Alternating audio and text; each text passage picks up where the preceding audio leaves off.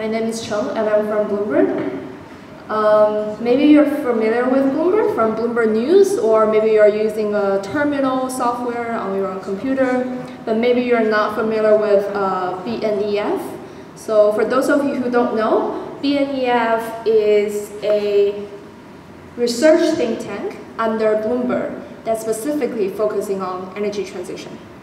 And for those of you who do know us, those descriptions stay the same. So today, my topic is global trends on energy transition investment. And actually, I talked with the organizer before this, and I realized this topic, I like switch it, basically yesterday I made an overhaul to the content I'm going to be presenting to fit our topic, renewable carbon, better. So today what I'm going to talk about is, first of all, give you an overall overview of climate tech investment globally. Basically, who are investing, where and to what sector are the money flowing into. And then I will try to zoom in to the sectors that are more interested to you, hopefully, which is renewable fuel, which include e-fuel, and then the second one will be CCUSR.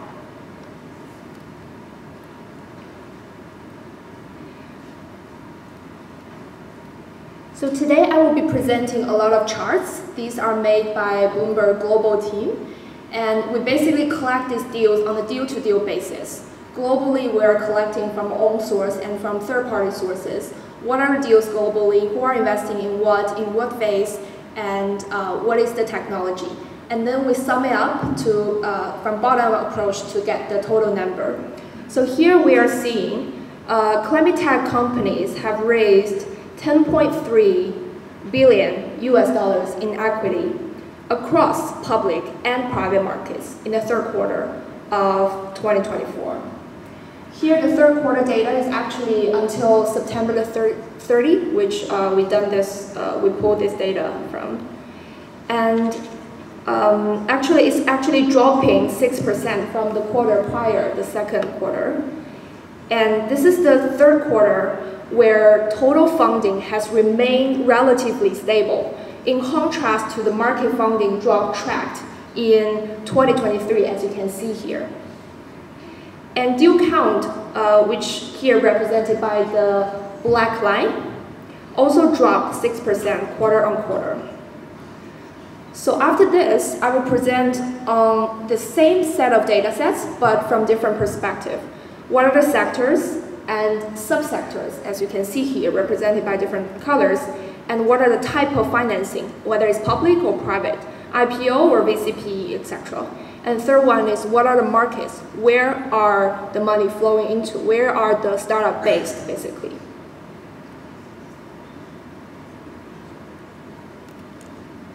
So, first of all, let's try to zoom out on the timeline. We're looking at quarter data, and now we look at annual data. And we try to zoom in on the sectoral difference. Here you see a dotted box here, 42.9, which represents that we're not sure yet how much money will go into the sector by the end of 2024. But we predict that by looking at a trend year to date. If this is true, then we are seeing that 2024 represents actually half of 2023. And if you look at the colors, the blue one, which represents clean power sector investments, they continue to raise the most funding, reaching $3.8 billion US in the Q3 of 2024. And let's look at the second biggest, which is low carbon transport. Now is the aquamarine color. They reclaim its position as the second best funded sector. Now we switch gears and look at the same data from financing type. We divide them into, this chart, yes. We divide them into yellow, reverse merger, red, private placement, aquamarine, secondary offering, purple, IPO, and blue, VCP money. You can see almost 70% of the funds came from VCP deals. And now we're switching gear again and look at the dynamics in terms of geographic locations. This is about where the company is based at, not where the investor is based at. So where is this money flowing into? You can see that the blue color, US market, maintained its position as the best funded market for climate tech, raising $3.7 billion US, the same as last quarter. Second up, India in purple, on the back of transport and solar IPOs. Third one is red, mainland China, falling to third place with 516 million US dollar. It actually is the lowest recorded by us, by Bloomberg, for the market. The reason behind this is China's domestic manufacturing overcapacity, as we all know, like solar, wind, battery storage, but also a strong offshoring efforts elsewhere, like in EU and US.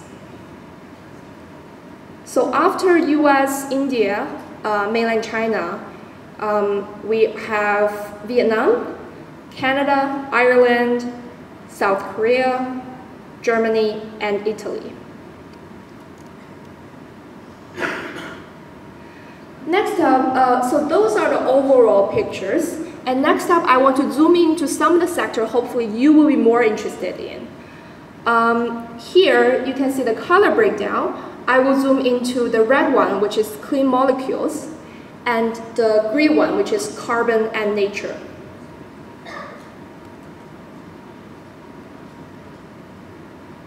So first of all, clean molecules. What are clean molecules? We, BNF divided them into 3 sections. So renewable fuel, oil and gas decarbonization, as well as hydrogen. Here we mean clean hydrogen. For this chart, we're looking at private market investment in clean molecules. And next stage, we'll look at public market. So for private market, you can see that renewable fuel, which is the aquamarine color, maintains position as the largest source of funding in clean molecules. They're raising about $540 million, and it's actually a 12% drop from last quarter. And actually among those investments, over 80% went to e-fuels companies. And then you can see renewable fuel is followed by companies operating within the hydrogen economy, here purple color, especially hydrogen production technologies. They have raised $290 million.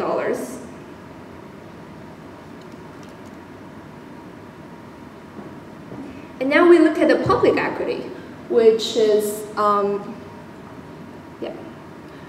And here, because the data cutout date is September the 30, so here you're seeing 2024 2H, but it's actually the first 3 quarters of 2024, just to be clear there. So public financing totaled $355 million in the 3rd quarter, 76% higher than the rolling 4-quarter average.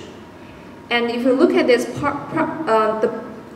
previously in the private market, you can see RE fuel, renewable fuel, is leading the curve.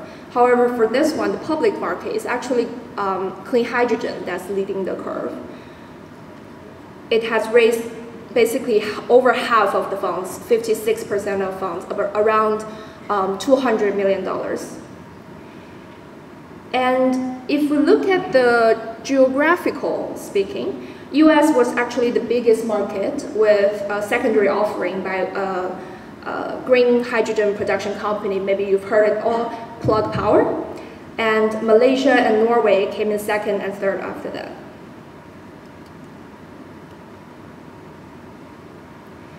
So we talked about renewable fuel is such an attractive field. Let's further zoom into renewable fuel. We divided renewable fuel into waste-to-fuels, e-fuels, and biofuels, the 3 sectors. And if you look at the numbers, the purple one, which is e-fuels, which is the drop-in fuels made from green hydrogen and captured carbon dioxide. We have a handful of pilot plants produce e-fuels around the world currently, but announced capacity by 2030 is almost 1.2 billion gallons of fuel, most of which is based in North America and Europe. And talking about e-fuel, we can't ignore the policy. So policy are actually driving the funding and projects in near term. Startups have raised $1 million this year already. And in the EU, as part of the Fit for 55 policy, Refuel EU is one of the regulations which has a mandate on sustainable aviation fuel or SAF blending. So the target is actually by 2030, the blending target is 1.2% of EU's total jet fuel. But this number will increase to 35% by 2050. So there's a huge policy push behind of this. But because of a lack of supply, there's definitely a very high demand, but because of a lack of supply, e-fuel makers can charge very high prices for the products, potentially justifying the high cost of production.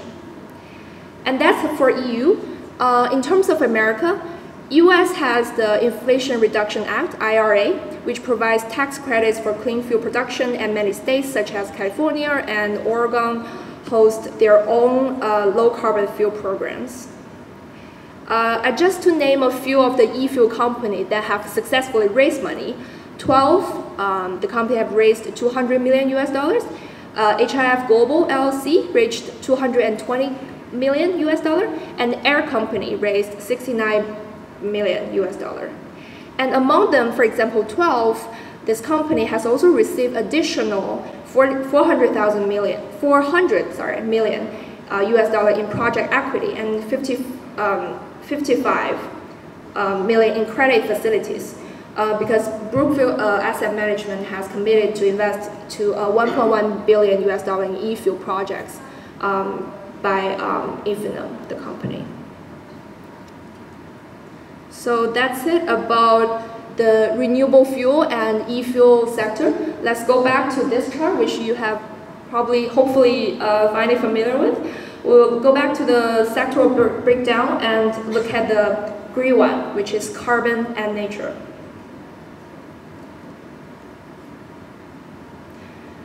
So the same idea in carbon nature, we have divided them into different technologies, as you can see here. And if we look at the colors, it really jumps out to me that carbon removal, which represented by red here, have raised the most money, about 224 million across 11 different deals. And second up is carbon accounting companies, blue here, at $155 million. And the third one is the pink one, maybe a little bit hard to see, but we tracked two deals amounted to $61 million. For example, the water treatment membrane provider, Sweeter Company, raised $58 million, and another marine turbine manufacturers, Equinox Ocean Turbines, which raised $3 million. So let's zoom in furthermore into the red one, which is carbon removal, and I'm going to talk about briefly the CCUS plus R region. So on the on the left, you are seeing the global investment by region, and on the left is by region, and on the right is by sector. So you can see that annual global investment in CCUS already doubled for the second year in a row. Very clear from 21 to 22 to 23. So what's the reason behind the doubling? We believe that the rising political support and a surge in new project announcement in Europe, the Middle East, and the US are the engines behind this growth and are likely to drive further investment throughout the end of the decade. So what are these projects? We have listed some of them. If you look at, if you just have a brief look at the market segment, the market column here, you see a lot of US. The US was leading the market for new investment decisions for CCUS projects in Q1 of 2024. But we believe that overall for 2024 in the year, it's likely that EMEA or Europe region will remain the leader. Because investment in the US this year will be underpinned by direct government subsidies unless 45Q guidance is released, and FID activities in the US will therefore remain very stagnant in BNEF's will. However, EU is seeing a great deal of projects planning to take FID in 2024. We do host a CCUS database where we track every single CCUS project, who are the owner, what is the output, etc. So we are seeing project status, for example, the St. Charles Clean Fuels and the Viking projects to take FID in 2024. What about other markets? Similarly, in the UK, companies like Net Zero Endurance Partnership have already identified contractors for these projects. However, the investment decisions for these projects in the UK could slip into next year if the government does not finalize the guidance for incentives in the next 3 months. So quickly, let's look at the DAC market. Because as you can see here, direct air capture, or DAC in blue, takes up most of the investment from 2022 to 2023 among the CCUSR region area. So I believe you've heard the startup called Climeworks. It's a DAC startup based in Switzerland, and they have raised basically $634 million in the single largest fund round in 2022 Q2. Is taking the total capital it raised through this route to $785 million. And the other more notable deals include Carbon Capture, the company, raising about $80 million US.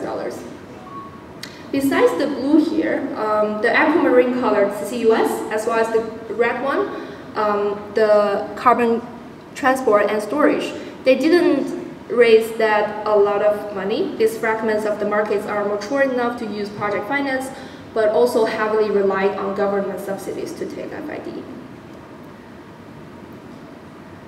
So the most notable investment support technology innovations within the industry and include there's an investment of $81 million to Amazon, the company name, to make novel organic catalyst that can lower carbon capture cost.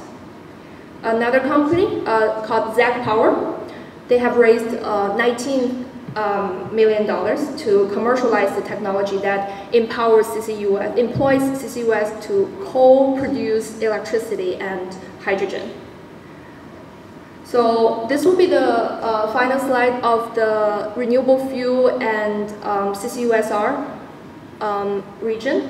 And lastly, I will briefly talk about what BNEF is doing in climate tech field. So we are a research think tank, as I mentioned. So we produce data reports, Excel models of like deal tracking, but we also run annually a BNEF Pioneer series. Every year we pick 3 to 4 different topics, and we solicit great startups globally. If you win the game, basically, BNEF will provide you with free access to all the BNEF research and all the access to BNEF summits and events, and also give you news exposure. So actually the game for this year has just closed November the 1st, so stay tuned for the next one. But this is our latest winners. Oh, sorry. This is our latest winners. So this is announced in 2024, April. So the 24 competition is actually the 15th year that we have been doing this. And we received applications from 240 companies from 40 countries, and 11 winners is selected. We have 4 challenges: relieving bottlenecks in clean power deployment, decarbonization of construction and operation of buildings. The third one is creating the next generation of net zero fuels. And also we have like wild cards. If you don't fit into any of those three, still welcome to apply. So I see my time has run out, so I will leave you, this is my contact details. Happy to stay in touch, and I'm very honored to have this chance to share this with you. Thank you very much.